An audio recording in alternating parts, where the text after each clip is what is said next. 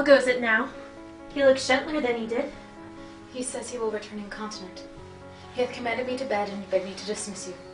Dismiss me? It is his bidding! Therefore, good Amelia, give me my nightly wearing and adieu. We must not now displease him. Would you have never seen him? So would not I. My love doth so approve him that even his stubbornness, his cheeks, his frowns, pray thee unpin me, have grace and favor in them. I've laid the sheets you bade me on the bed. All's one. Oh, how foolish are my.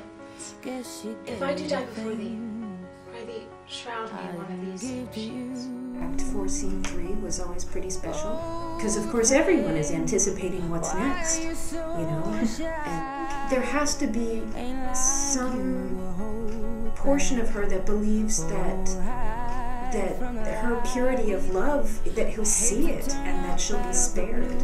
Like that moment for Othello, on Desdemona's part, her sacrificing herself is nothing but like true love for him, and it's completely pure in the way that she cares for him and the way that she's putting herself in his hands. So that entire scene, she said to just be like really true to what the words were saying, and to really believe that you trust him, that you really love him. Whereas Othello was much more darker in his love, the fact that like he was willing to believe that she cheated on him.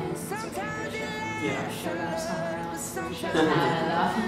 And so his was more like a dark, like it was a tainted kind of like love, like lust to have her as completely his own. And when he believed that was corrupted, it turned violent. Whereas hers remained pure even to the very end, when she knew that she was going to die. Oh, these men! These men! Dost thou on conscience think, tell me, Amelia, that wives do abuse their husbands in such gross kind? There be some such, no question. Wouldst thou do such a thing for all the world? Why? Would not you? No, by this heavenly light. Nor I by this heavenly light. I might do as well in the dark.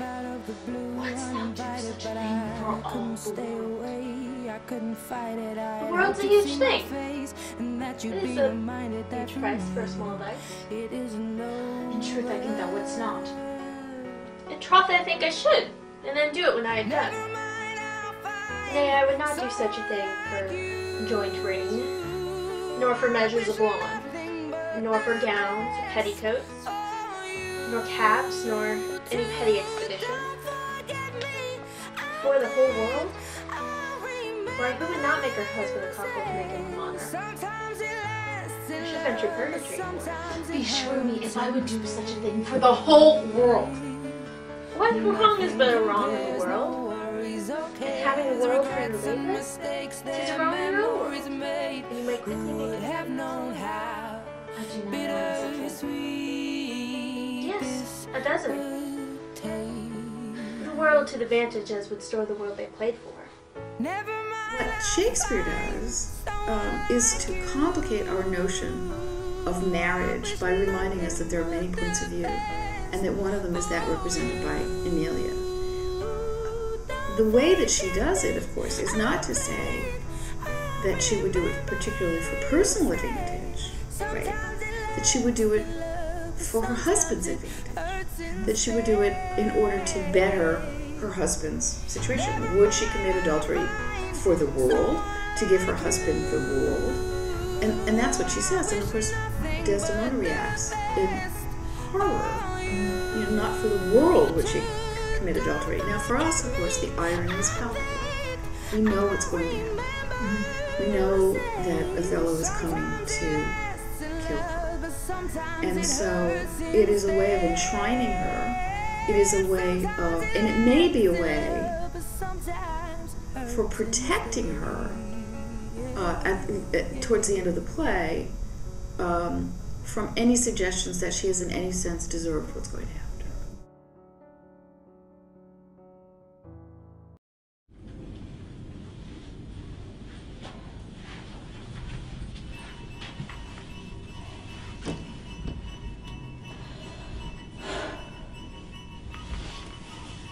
If it were done when 'twere done, 'twere well it were done quickly.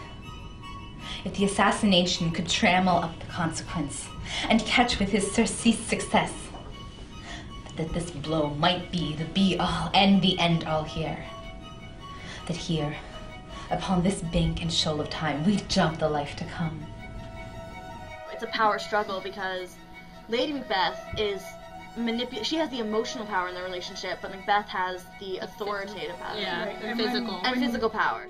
Have you spurred exercise my intent, but only vaulting ambition, which o'erleaps itself and falls upon the other. How now, what news? He has almost supped. Why have you left the chamber? Lady Macbeth says we should be able to commit this crime. And I am willing to contemplate the act, and I'm willing to urge my husband in the sharpest of terms to commit an act in order to get what he desires. We'll proceed no further in this business.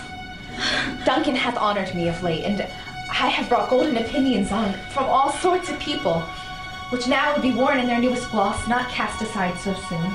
Was the hope drunk wherein you dressed yourself? Hath it slept since, and wakes it now to look so green and pale at what it did so freely? From this time, such I account thy love. Art thou a fear to live in thine own act and valor as thou art in desire?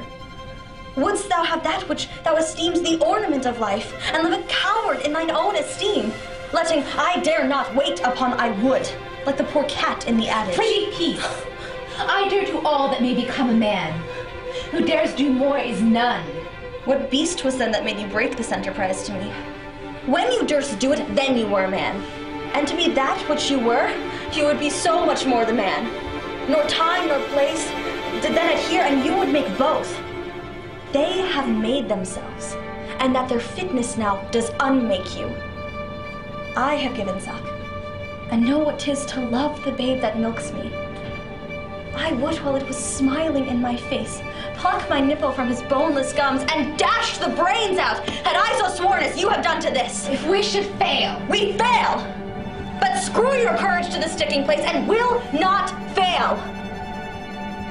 She seems to want it for him as a kind of reward for the service that he has done.